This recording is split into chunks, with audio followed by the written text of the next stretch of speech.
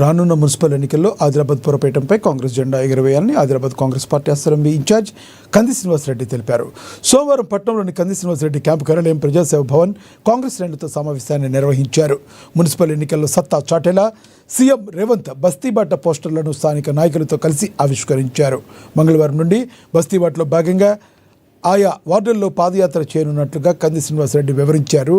అన్ని వార్డులు కవర్ చేయేలా ప్రణాళికలు తయారు చేసినట్టుగా తెలిపారు. పాదయాత్ర ద్వారా పట్టణ ప్రజల సమస్యలు తెలుసుకోవడంతో పాటుగా పట్టణాభివృద్ధికి కాంగ్రెస్ ప్రభుత్వం కట్టుబడి ఉందన్న విషయాన్ని వివరిస్తామన్నారు.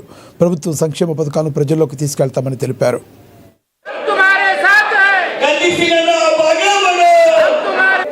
మొట్టమొదటి రేవంత్ అన్న బస్తీ బాట కార్యక్రమాన్ని తీసుకొని రేపు మొట్టమొదటి పాదయాత్రను కేఆర్కే కాలనీ 7 నంబరు 8 నంబరు వార్డులలో మొట్టమొదటి పాదయాత్రను మొదలుపెట్టబోతా ఉన్నాం.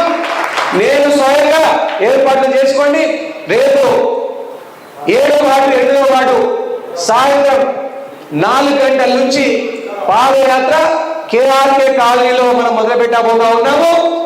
వార్డు నంబర్ 7 and 8 తప్పకుండా రేవంత్ అన్న బస్తీ బాట కార్యక్రమం రాష్ట్రం మొత్తము మొట్టమొదటిసారిగా రేవంత్ అన్న బస్తీ బాట కార్యక్రమాన్ని ఆదిలాబాద్లోనే మొదలుపెట్టబోతా ఉన్నాం. మనం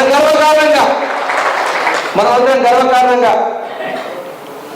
రేవంత్ అన్న వచ్చిన తర్వాత ఎంత బ్రహ్మాండమైనటువంటి మున్సిపాలిటీలు ఎటువంటి అవినీతికి తావివ్వకుండా అభివృద్ధి చెందుతా ఉన్నాయో, ప్రజాపాలన ఎంత బ్రహ్మాండంగా మనం చేయగలుగుతున్నామో ప్రజలకు చాటి చెప్పాల్సినటువంటి ఆవశ్యకత ఉన్నది.